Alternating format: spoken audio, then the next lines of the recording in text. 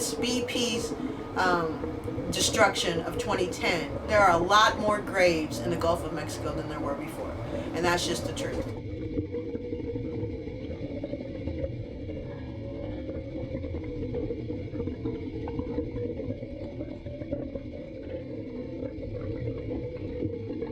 A lot of our wetlands have been destroyed by BP's oil that have killed the root systems, and so now, thanks to climate change and rising waters, we're closer to the hurricanes and the life-stealing effects of hurricanes.